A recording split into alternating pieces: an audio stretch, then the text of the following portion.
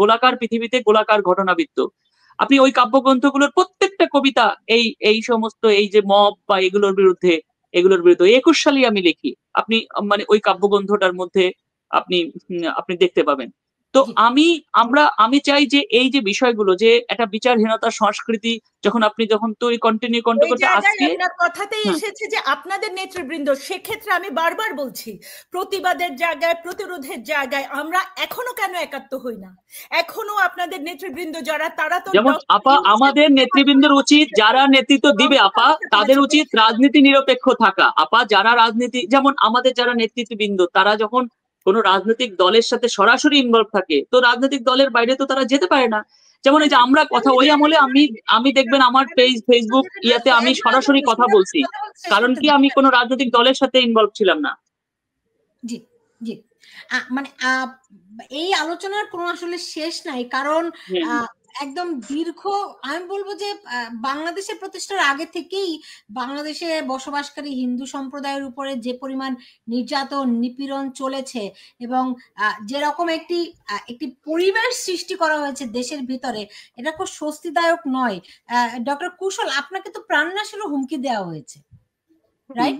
একটা telephone call আপনি, আচ্ছা আমি বলি, আমাকে যখন 20 সালে প্রাণনাশের হুমকি দেওয়া হয়েছিল, আপনি বাংলাদেশে চিন্তা করেন তো, সরকার চাইলে পারে নাকি? তাদের খুঁজে বের করছে, তাদের সব আইডি, তাদের সমস্ত ডকুমেন্ট আপনি জানেন।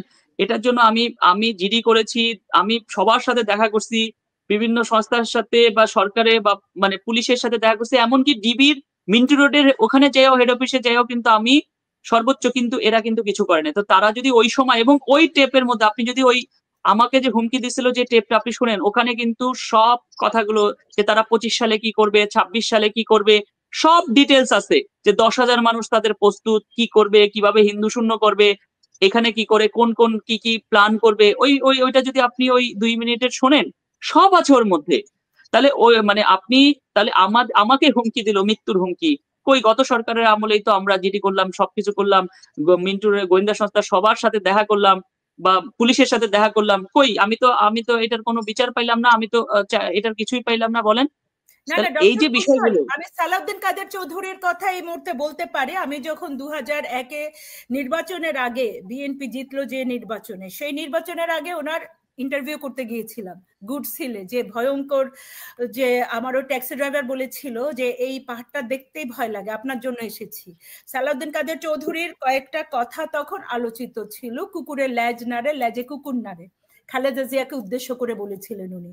তাই আমি ওনার ইন্টারভিউ করতে গিয়েছিলাম, এবং আমি যখন তাকে প্রশ্ন করলাম যে 71-এ আপনার ভূমিকা এবং আপনার যে একের পর এক হিন্দু নিধন, 69 পাড়াতেও গেছি আমি, যে উনি যে নির্দেশ দিয়ে একই সঙ্গে নূতন চন্দ্র সিংহ, কুণ্ডেশ্বরী ঔষধালয়ের প্রতিষ্ঠাতা, তাকে হত্যা করা, এইভাবে কলার টিপে নিয়ে, যে হত্যার তার মৃত্যুদণ্ড হয়েছে, হ্যাঁ, এবং ছাত্র ইউনিয়নের নেতাদেরকে, ওনার ওখানে একটা কাঠের টেবিল থাকতো, পেরেক ঠুকে ঠুকে উনি হত্যা করতেন।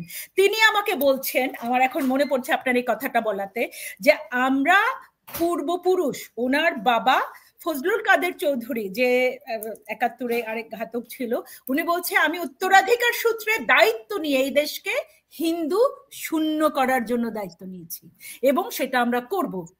এইটা ওনারা সব, এবং ওনার ভাই গিয়াস কাদের চৌধুরী নির্বাচনের আগে, 2001-এরও নির্বাচনের আগে উনি বলেছিলেন, গিয়াস কাদের চৌধুরী, যে একটা ঘোষণা দিয়েছিল মাইকে প্রকাশ্যে, সেটা পত্রিকাতেও প্রকাশ হয়েছিল, রাউজানে একটা ঘরেও কোনো হিন্দু যেন না থাকে, সবাইকে এইভাবে কলার ধরে টেনে বের করে যেন ওদেরকে হত্যা করা হয়, বাড়িতে আগুন জ্বালিয়ে দেওয়া হয়। সে গিয়াস কাদের চৌধুরীও যুদ্ধাপরাধী হত্যা মামলার, 71-এর মানবতা বিরোধী অপরাধ মামলার আসামি। তাহলে এই যে জামাত ইসলামী বলুন, সালাউদ্দিন কাদের চৌধুরী বলুন, 71-এ যারা গণহত্যা করেছে, তারা আদালতে প্রমাণিত যাদের অপরাধ, প্রত্যেকটা তথ্য প্রমাণ দিয়ে তারা কিন্তু এখনো সেই কাজ করে যাচ্ছে। তাহলে তাদের বিরুদ্ধে আইনি ব্যবস্থাটা ধাপে ধাপে হয়তো শুরু হয়েছিল, কিন্তু ওই যে সর্ষের মধ্যে ভূত ছিল, আওয়ামী লীগ আমলে বলুন, এই 15 বছরে তাদের ভিতরে কিন্তু জামাতের লোক ছিল, যে কারণে এই ঘটনাগুলোর, এবং আপনার মামলাটা, আবুল বারকার স্যারের কথা বলে আমি আমার বক্তব্যটা এই জায়গায় শেষ করব। বারকাত স্যার একমাত্র মানুষ যিনি গত 40 বছরেরও বেশি সময় ধরে সংখ্যালঘু এথনিক ক্লিনজিং এর যে ব্যাপারটা নিধনের উনি ধারাবাহিকভাবে তথ্য প্রমাণ দিয়ে গবেষণা করে তুলে ধরেছেন। বারকাত স্যারকে যে মৃত্যুর হুমকি দেওয়া হয়েছিল বারবার করে, কই বারকাত স্যারের বিরুদ্ধে তদন্তগুলো করেছিল কি? বরঞ্চ পরিকল্পিতভাবে তাকে তার পদ থেকে সরিয়ে দেওয়া হয়েছে। এই যে ঢাকা বিশ্ববিদ্যালয়ের গতবারের ভিসি, আপনার আওয়ামী লীগ আমলের শেষ ভাইস চ্যান্সেলর, খুবই অপমানজনকভাবে আবুল বারকাত স্যারকে তার বাড়ি থেকে বের করে দিয়েছিলেন। এই কাজগুলো কেন সরকারের দায় থাকবে না? দায় আছে তো। পুলক ঘটক, আপনি অনেকক্ষণ ধরে কথা বলার ফ্লোর পাচ্ছেন না, আপনাকে দিয়ে শেষ করব। সেটি হচ্ছে যে এই অবস্থা কতদিন চলতে থাকবে এবং আপনারা সংগঠিত হওয়ার কোনো প্রক্রিয়া আপনাদের আছে কিনা? আমি শুনছিলাম, এত দুজনের আলোচনায় শুনছিলাম। শেষ হওয়ার প্রক্রিয়া কি? আপনারা ভাবছেন যে বাংলাদেশে হিন্দু জনগোষ্ঠীকে নিশ্চিহ্ন করলে বাংলাদেশ ভালো থাকবে, তা তো না ব্যাপারটা। মানে আপনাদেরকে বলছি বলতে যে এই 2-3 জনকে না আমি দেশবাসী বা মানুষকে উল্লেখ করি বলছি যে রিয়ালিটি হচ্ছে যে যখন আপনি একটি জনগোষ্ঠীকে এলিমিনেট করতে চাচ্ছেন, নিশ্চিহ্ন করতে চাচ্ছেন, মানবতার বিরুদ্ধে অপরাধ করতে চাচ্ছেন সুপরিকল্পিত হবে, একদিনে না, একবারে মুক্তিযুদ্ধের সময় থেকে বা তার আগে থেকে শুরু হয়েছে, একই প্রক্রিয়া চলমান আছে। তার মধ্য দিয়ে বাংলাদেশ প্রান্তিক পর্যায়ে চলে যাচ্ছে। এটা বাংলাদেশের জন্য নিরাপদ অবস্থান নয়। রাষ্ট্র হিসেবে যে কনসেপ্টের ভিত্তিতে ভারতকে ভাঙা হয়েছিল সেটা হচ্ছে এই দ্বিজাতি তত্ত্ব, সম্প্রদায়গত বিভাজন তৈরি করে ভারতকে এই উপমহাদেশে বিভক্ত করা হয়েছিল।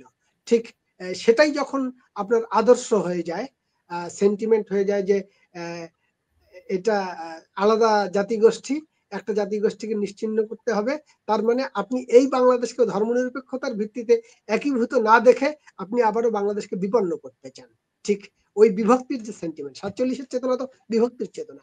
71-কে মুছে দিয়ে 47 প্রতিষ্ঠার চেষ্টা তো তারা প্রকাশ্যেই বলছে, এবং একই সেন্টিমেন্টে একই প্রক্রিয়ায় বাংলাদেশের মুক্তিযুদ্ধ, বাংলাদেশের বাঙালি জাতির ঐক্যবদ্ধ অবস্থান, এটাকে নিশ্চিহ্ন করে দেওয়ার চেষ্টা আমরা দেখতে পাচ্ছি। সুতরাং শুধুমাত্র হিন্দু জনগোষ্ঠী বিপন্ন এইভাবে আমি বলবো না, বাংলাদেশ বিপন্ন। নিশ্চয়ই হিন্দু জনগোষ্ঠী টার্গেটের জনগোষ্ঠী হিসেবে বড় বিপন্ন, কিন্তু আলটিমেটলি এটা করে বাংলাদেশের উপকার করা হচ্ছে না, বাংলাদেশকেও বিপন্ন করা হচ্ছে। এইটা কিন্তু বাস্তবতা। এটা যারা বুঝবে না যে আপনার ধরুন যখন তালেবান ক্ষমতা নিল, নাজিবুল্লাহ তো ইহুদিও ছিল না, খ্রিস্টানও ছিল না, নাজিবুল্লাহকে ঝুলিয়ে দিয়েছিল। এবারও আমরা প্রকাশ্যে দেখতে পেয়েছি যে অনেক মানুষকে ঝুলিয়ে দিয়েছিল এরা। এটা ক্ষমতা নেওয়ার আগে পরে কয়েকদিনে অনেককে ঝুলিয়ে দিয়েছে, প্রকাশ্যে হত্যা করে এবং লাইভ সম্প্রচার করেছে। 3000 পুলিশকে ঝুলিয়ে হত্যা করেছে। এই পুলিশ কেন আমার হারাধনকে রংপুরের সিটি কাউন্সিলে হারাধনকে 4 আগস্ট হত্যা করে পা উপর দিকে করে ঝুলিয়ে দিয়েছে, সারাদিন ডিসপ্লে করেছে, সেটা লাইভ টেলিকাস্ট করেছে। অনেকগুলো ঘটনা, একটা করে যদি ঘটনা আপনাকে একটু প্লিজ থামতে হবে। আমি চুপ করেছিলাম, আপনি কয়েকটা কথা আমার শোনেন যে আমি এটার পক্ষপাতী, আমি একজনের কথা শুনে আরেকজনের কথা আমি শুনি না, যদি কোনো পয়েন্টে ই করে দেবেন। তো আমি শুধু এতটুকু বুঝি যে দেশ আসলে বিপন্ন করা হচ্ছে, শুধু হিন্দু জনগোষ্ঠী না। যে মানুষগুলো মনে করে যে তার ওয়াইফকে সে নাটকে অভিনয় করতে তার আপত্তি নেই, তিনি মুসলমান হলেও তিনি নিরাপদ নন বাংলাদেশে। যিনি তার সন্তানকে গান শেখাতে চান, নাচ শেখাতে চান, যিনি একটি সেকুলার ফ্রেমওয়ার্কে তার পরিবারকে রাখতে চান, তিনি মুসলমান, কিন্তু তিনি মনে করেন যে এইটা তার ধর্মীয় বিশ্বাসকে বাধাগ্রস্ত করে না, তিনিও কিন্তু বিপন্ন। সুমি খানও বিপন্ন, সুলতানা রহমানও বিপন্ন, যদি তার নামটা সুলতানা রহমান বা সুমি খান। এই বাস্তবতাটা কিন্তু বাংলাদেশের মানুষকে বুঝতে হবে যে শুধুমাত্র হিন্দুদেরকে বিপন্ন করে বা নিশ্চিহ্ন করে বাংলাদেশকে ভালো রাখা যাচ্ছে না। আরেকটি কথা আমি বলি যে হ্যাঁ, এটা কথা ঠিক যে 71-এর পর থেকে আমরা স্বাধীন বাংলাদেশে যে সেকুলার অবস্থানটা চেয়েছিলাম, তার সবচেয়ে বড় প্রতিবন্ধকতার একটা জায়গার আমরা রাজনৈতিক যে সামাজিক যে এটা দৃশ্যপট দেখি, সাম্প্রদায়িকরণ, আড়ালে রয়ে যায় সেনাবাহিনী। সেনাবাহিনীতে নিয়োগ আওয়ামী লীগ আমলে পুলিশে নিয়োগ হয়েছে, বেশ কিছু হিন্দু চাকরি পেয়েছে। সেনাবাহিনীতে একবারে সিপাহী পর্যায়ে হাতে গোনা দুই একটা নিয়োগ হয়েছে। কমিশন র্যাঙ্কে যে প্রবেশ সেটা সাধারণত ক্যাডেট থেকে নেওয়া হয়। ক্যাডেটে ভর্তির সময় সুস্পষ্ট প্রচুর প্রমাণ যে ছেলেটা ওই অঞ্চলের সেরা ছাত্র, হিন্দু, ও নামটা বাদ পড়ে গেছে, ক্যাডেট থেকে পাশ করতেই দেওয়া হয় নাই। তো এটা, এই প্রশ্নটা তো একজন নাগরিক হিসেবে, বিপন্ন আক্রান্ত জনগোষ্ঠীর অংশ হিসেবে আমাকে বলতেই হবে, এবং এই বলাটাও বিপজ্জনক। পুলকদা, আমি না জানেন এই কয়েকদিন আগে, পুলকদা আমি কদিন আগে আপনার একজন সিপাহী তার মৃতদেহ পাওয়া গেল কর্মক্ষেত্রে, সেনাবাহিনীর একজন সিপাহীর। তো তখন আমার মাথায় এলো যে আমাদের সেনাবাহিনীতে পুলিশের মানে হিন্দু সম্প্রদায়ের লোক কে আছে। তখন আমার মনে হলো পাকিস্তান আমলে যেমন খুবই পরিকল্পিত ভাবে সেনাবাহিনীতে আমাদের বাঙালিদেরকে চাকরি দেওয়া হতো না, এরকমই গত 53 বছরে বাংলাদেশে হিন্দু সম্প্রদায়ের সঙ্গে এই ঘটনাটি ঘটেছে কিনা? না, হিন্দু সম্প্রদায়ের তো আপনার সেনাবাহিনীতে আসলে সে অর্থে নেই আপনার। এবং একটা বড় প্রমাণ আমি আপনাকে বলি, যাকে আমরা বীরত্ব উপাধি দিয়েছি, সিয়াদ দত্ত, একমাত্র হিন্দু। জি, এই সিয়াদ দত্ত সেনাবাহিনীতে চাকরি করেছেন, ভারতের বিরুদ্ধে যুদ্ধ করেছেন এবং পাকিস্তানিদের উপাধিপ্রাপ্ত, ওদের সর্বোচ্চ খেতাবপ্রাপ্ত বাংলাদেশ স্বাধীন হওয়ার আগে। তার মানে একজন লোক যদি প্রফেশনাল আর্মি হয় শুধুমাত্র ধর্মীয় পরিচয়ের কারণে সে তার দেশকে ডিফেন্ড করে না, তা তো নয়। পাক ভারত যুদ্ধের সময় ভারতের বিরুদ্ধে যুদ্ধে নেতৃত্ব দিয়েছেন সিয়াদ দত্ত এবং খেতাবপ্রাপ্ত পাকিস্তানি যোদ্ধা তিনি, এবং বাংলাদেশের মুক্তিযুদ্ধেও তিনি অবদান রেখেছেন একাধারে। একজন প্রফেশনাল হলে তো, যখন আপনি সম্প্রদায়গত ভাবে একটি জনগোষ্ঠীকে এই প্রফেশনে ঢুকতে দিচ্ছেন না, সেনাবাহিনীতে তাকে আস্থায় নিচ্ছেন না, তার মানে এটা কিন্তু সমাজে আরেকটা বার্তা দেয় যে তোমার নাগরিক হিসেবে আমি তোমাকে আস্থায় নেইনি। তোমাকে এই বার্তাটা সমাজকে, রাষ্ট্রকে বিভক্ত করে, এটা রাষ্ট্রের জন্য ভয়ঙ্কর ক্ষতিকর। আমি একটি কথা কুশলকে বলে দেই, এখানে আপনি উপস্থিত আছেন, মানে আমি এটা বলতে চাইনি আসলে। শোনেন ভাই, আপনি বিশ্ববিদ্যালয়ের শিক্ষক, নিশ্চয়ই মেধাবী মানুষ, একটা জায়গা পর্যন্ত গেছেন। বিরোধের জায়গাটা যদি আপনার আগ্রহ থেকে থাকে, আরেকদিন আলাপ করব আপনার সঙ্গে, যে একটা ইয়ার সামনে কি বলে, ঢাকেশ্বরী মন্দিরের সামনে ইয়াতে মুরগির মাংস খাওয়া যায় কি না যায়, শাস্ত্র নিয়ে আপনার সঙ্গে আলোচনা করব। হচ্ছে অনেক সিরিয়াস বিষয় বাংলাদেশের হিন্দু জনগোষ্ঠীর জন্য পেন্ডিং আছে। একটু মস্তিষ্কটাকে শার্প করে তারপরে প্রায়োরিটি গুলো নির্ধারণ করেন যে কোন বিষয়ে কোথায় কি আলোচনা করা যায় বা করা যায় না। এই বিষয়গুলোই আপনাদেরকে বেশি দুর্বল করে এবং আপনারা খুব বেশি বিভক্তির জায়গাটা তৈরি করেন। ঢাকেশ্বরী মন্দির যারা চালাচ্ছে তাদের নিজস্ব বোধ বুদ্ধি নিশ্চয়ই আছে, যদি বিতর্ক করতে হয় তাহলে ওখানে বসেও করা যাবে। আমি বললাম তো যে আপনি একজন বিশ্ববিদ্যালয়ের শিক্ষক, এই বিষয়গুলো আপনাদেরকেও একটু বোঝা উচিত, খুব বেশি ইম্পর্টেন্ট। এখনো সবচেয়ে বেশি ইম্পর্টেন্ট ওই যে নাপিত ভদ্রলোক নরসুন্দর একজন বৃদ্ধ মানুষ, তাকে পিটিয়ে যে মব, এই যে মবের আলোচনা, এই মবের আলোচনায় খুব প্রায়োরিটি। একটা লোকরে তার ছেলের সামনে পিটাচ্ছে, ছেলেটাকে নিয়ে গেল, পুলিশ ঘোষণা দিল এমন মামলা দেব তার যেন যাবজ্জীবন অথবা ফাঁসি হয়। যারা ক্রাইম ওখানে করেছে নিশ্চয়ই আইন হাতে তুলে নিয়ে ফৌজদারি অপরাধ করেছে, এই একটা লোকেরও অ্যারেস্ট কিন্তু করা হয়নি। এই লোকগুলো, এই যে বৃদ্ধ মানুষটা এখনো পর্যন্ত জেলে আছে। আমি জানি না আজকালের মধ্যে মুক্তি পেয়েছে কিনা, আমার জানা মতে জেলে আছে। বাংলাদেশটা এই বিপন্ন জায়গায় আছে এবং এই ধরনের ক্রাইম যে করছে, এই ক্রাইমকে প্রেসার গ্রুপ হিসেবে রাষ্ট্রের সর্বোচ্চ পর্যায় থেকে স্বীকৃতি দিচ্ছে। এর চেয়ে ঘৃণিত আর হতে পারে না। এরা নাকি, এই ক্রিমিনালরা যারা এইভাবে আইন হাতে তুলে নিচ্ছে, তারা নাকি প্রেসার গ্রুপ। প্রেসার গ্রুপ কি জিনিস আমরা জানি যে আমি ঢাকা সাংবাদিক ইউনিয়নের বিভিন্ন পদে দায়িত্ব পালন করেছি, বাংলাদেশ ফেডারেল সাংবাদিক ইউনিয়নের যুগ্ম মহাসচিব হিসেবে দায়িত্ব পালন করেছি। ইটস প্রেসার গ্রুপ, অফিসিয়ালি স্বীকৃত প্রেসার গ্রুপ। আমরা প্রেসার গ্রুপ হিসেবে কাজ করি, এটার একটা স্বীকৃতি আছে। এই মবকে প্রেসার গ্রুপ বলছে। এবং এই যে মব, এই যে কুশলের উপর যে হামলা হয়েছে, তার সঙ্গে যে আপনি নেটওয়ার্কটা দেখালেন, এই নেটওয়ার্কটার একটা বাস্তবতা আছে এবং দৃশ্যমান বাস্তবতা হচ্ছে সরকার যখন এটাকে স্বীকৃতি দেয় যে এর উপর হামলা হলে সেটা মাপ, ওই যে প্রধান নির্বাচন কমিশনের গলায় জুতার মালা দিল, পরদিন কোর্ট থেকে তাকে ছেড়ে দিয়ে বুঝিয়ে দেওয়া হয়েছে যে এইটা মাপ, উনি জেলে যাবে, এই প্রধান নির্বাচন কমিশনার জেলে যাবে। এই লোকগুলো যারা এই কাজগুলো করেছে, অপরাধ করেছে, এরা সরকারের অংশ। সুতরাং যে মব করা হচ্ছে একটা নার্ভাস গভর্নমেন্ট, একটি বিপন্ন, নিজেরা বিপন্ন গভর্নমেন্ট এই অপকর্মগুলো করছে। এই যে সাধারণ মব হিসেবে যে আমরা মানুষগুলোকে ট্রিট করছি না তা না, সবচেয়ে বেশি বিপন্ন মোহাম্মদ ইউনূস এবং তার সঙ্গে যে লোকগুলো আছে তারা ভয় পাচ্ছে। ওরা খুব প্রকাশ্যে বারবার এই কথাগুলো, তারা ভীত সন্ত্রস্ত, তারা মনে করছে যে পুলিশকে দিয়ে আমার রক্ষা হবে না, আর্মি দিয়ে আমার রক্ষা হবে না, প্রশাসন দিয়ে, রাষ্ট্র দিয়ে আমার রক্ষা হবে না, আমাকে রক্ষা পেতে গেলে এই ধরনের মব দিয়ে মানুষকে দমন করতে হবে, সাইলেন্ট করে দিতে হবে, নীরব করে দিতে হবে, নির্বাক করে দিতে হবে, বোবা করে দিতে হবে। এই যে বোবা করে দেওয়ার চেষ্টাটা একটা ভীত সন্ত্রস্ত কাপুরুষ দুর্বল সরকারের কাজ। একটি প্রতিষ্ঠিত আইনগত সরকার এই কাজ করে না, তারা আত্মবিশ্বাস থাকে যে আমি ন্যায়সঙ্গত কাজ করব, আইনি বিচার করব, আইনি পন্থায় যাব। আগের যে সরকারগুলো দেখবেন সেইভাবে কাজ করেছে। এরা কিন্তু পুলিশকে বিশ্বাস করতে পারছে না, এরা সেনাবাহিনীকে বিশ্বাস করতে পারছে না।